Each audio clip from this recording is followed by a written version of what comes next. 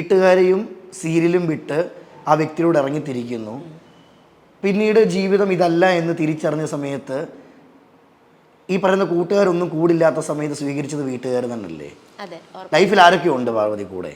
ഇപ്പോൾ എൻ്റെ അച്ഛൻ, അമ്മ, ചേച്ചി, പിന്നെ ചേട്ടൻ, ഇത്രയും പേരാണ് എനിക്കുള്ളത്. അവർ തിരിച്ചു വന്നപ്പോൾ എന്തൊക്കെ നിർദ്ദേശങ്ങളാണ് പറഞ്ഞിട്ടുള്ളത്? ആദ്യം ഒരു തെറ്റ് പറ്റി, ഇനി അങ്ങനെ ഒരു തെറ്റ് ഒരിക്കലും പറ്റരുത് എന്ന് അവർ പറഞ്ഞ് മനസ്സിലാക്കുകയാണ് ചെയ്തത്. ഞാൻ കുറേ ഫാമിലിയിൽ ഞാൻ കുറേ പേരെ ഞാൻ കണ്ടിട്ടുണ്ട്. ഇപ്പം എൻ്റെ ഫ്രണ്ട്സിലായിരുന്നാൽ പോലും ഒരുപാട് പേര് ഇതുപോലെ പോയിട്ട് ഇതുപോലെ എന്ന് വെച്ചാൽ ജീവിക്കാൻ പറ്റാണ്ട് തിരിച്ചു വരുന്നവരുണ്ട്. പക്ഷെ അതിലൊന്നും ഫാമിലി സപ്പോർട്ട് ചെയ്യുന്നത് ഞാൻ കണ്ടിട്ടില്ല. പക്ഷേ ഇവിടെ എന്ന് വെച്ചാൽ എൻ്റെ അച്ഛൻ, അമ്മ, ചേച്ചി ഇത്രയും പേരാണ് എപ്പോഴും എന്നെ സപ്പോർട്ട് ചെയ്തുകൊണ്ടിരിക്കുന്നത്. കാരണം ഞാൻ ചെയ്ത തെറ്റ് അവർ ഇപ്പോഴും അത് തെറ്റ് തന്നെയാണ്, ഞാൻ ചെയ്ത തെറ്റ് തന്നെ അതിപ്പോഴും പറയുന്നുണ്ട്. അവരെന്നെ പറഞ്ഞ് മനസ്സിലാക്കിപ്പിക്കുന്നുണ്ട്. പക്ഷെ അവരെന്നെ അക്സെപ്റ്റ് ചെയ്തു. തിരിച്ച് അവരെൻ്റെ കൂടെ നിൽക്കുന്നുണ്ട്. എന്ത് കാര്യത്തിനും ഇപ്പം എൻ്റെ കൂടെ നിൽക്കുന്നത് അവരാണ്. അപ്പോൾ അതിൽ ഞാൻ ഹാപ്പിയാണ്. ഇപ്പോൾ ഞാൻ ഏറ്റവും എന്താ പറയുക, ഞാൻ ഭാഗ്യം ചെയ്തതാണ് അതിൽ. ഒരുപാട് കുട്ടികൾ ഇന്ന് ചെറിയ പ്രായത്തിൽ തന്നെ പ്രണയിക്കുന്നു, ഒളിച്ചോടുന്നു, പിന്നീട് ഇവർ തിരിച്ചു വരിക ചെയ്യുന്നതാണ് നമ്മൾ കാണുന്നത്. പാർവതി തോന്നിയിട്ടുണ്ടോ?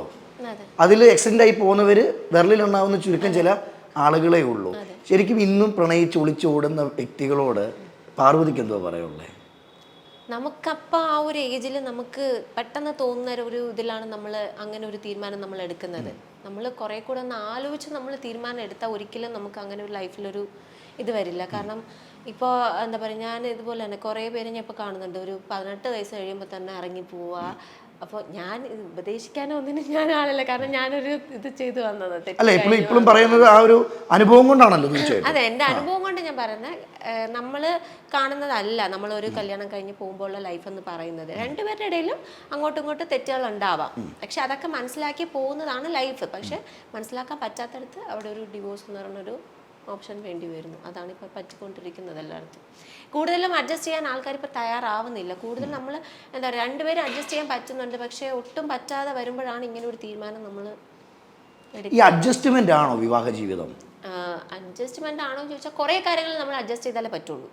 കാരണം രണ്ടുപേരും വേറെ വേറെ എന്താ പറയുക, വീട്ടിൽ നിന്ന് വരുന്നു, അവരുടെ ലൈഫ് സ്റ്റൈൽ വേറെയാണ്, ഇവരുടെ ലൈഫ് സ്റ്റൈൽ വേറെ. അപ്പോൾ രണ്ടുപേരും ഓരോ അഡ്ജസ്റ്റ്മെന്റിൽ പോയേ പറ്റും. പക്ഷേ കുറേ കാര്യങ്ങളിൽ നമുക്ക് അഡ്ജസ്റ്റ് ചെയ്ത് പോകാൻ പറ്റില്ല എന്ന് നമ്മൾ നമ്മുടെ എന്താ പറയുക, നമ്മുടെ തീരുമാനങ്ങൾ നമ്മൾ പറയാം. നമ്മൾ ഓപ്പണായിട്ട് അങ്ങോട്ടും ഇങ്ങോട്ടും ഷെയർ ചെയ്യാം നമ്മുടെ കാര്യങ്ങൾ. ഇപ്പം എനിക്കിതാണ് ഇഷ്ടം, അല്ലെങ്കിൽ ആൾക്ക് പുള്ളിക്ക് ഇതാണ് ഇഷ്ടം എന്നുള്ളത് പറയുക. രണ്ടുപേരും ഒട്ടും പറ്റുന്നില്ല എന്ന് വരുമ്പോഴാണ് ഓരോരുത്തർ ഡിവോഴ്സിലേക്ക് പോകുന്നത്. ഇനിയൊരു പ്രണയം പാർവതിയുടെ ജീവിതത്തിൽ ഉണ്ടാവുമോ? എൻ്റെ പൊന്നേ,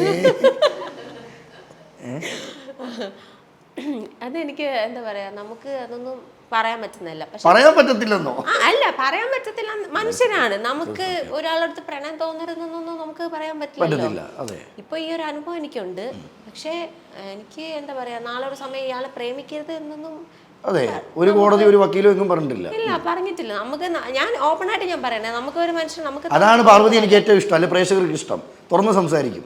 അതെ, ഞാൻ തുറന്ന് സംസാരിക്കും. നമ്മൾ ഒരിക്കലും ഞാൻ നല്ലതാണ് എന്ന് പറഞ്ഞ് ഞാൻ ഇരിക്കുന്നില്ല. എന്ന് വെച്ചാൽ ഇനി ഒരിക്കലും ഞാൻ ഒരാളെ പ്രണയിക്കില്ല, അല്ലെങ്കിൽ എനിക്കൊരു ഇഷ്ടം എന്ന് വെച്ചാൽ ഞാൻ പ്രണയിക്കാൻ പോകുന്നതല്ല. ഒരു അനുഭവം എനിക്ക് കിട്ടി. അപ്പം അതോടെ ഇപ്പം എനിക്കെല്ലാം മതിയായി, ഇങ്ങനെ ഇരിക്കുകയാണ് ഞാൻ. ചൂടുവെള്ളത്തിൽ ചാടിയ പൂച്ച ഒന്ന് പേടിക്കുമല്ലേ? അത്രേ ഉള്ളൂ. ഇനി എന്ത് തീരുമാനം എടുത്താലും ആലോചിച്ച് മാത്രം ഒരു തീരുമാനം എടുക്കുള്ളൂ. വീട്ടുകാരും കൂടെ കാണും. കൂടെ കാണും. അത് പക്ഷെ തിരിച്ചറിയാൻ കുറച്ച് സമയം എടുത്തല്ലേ ജീവിതത്തിൽ? അതെ, എടുത്തു.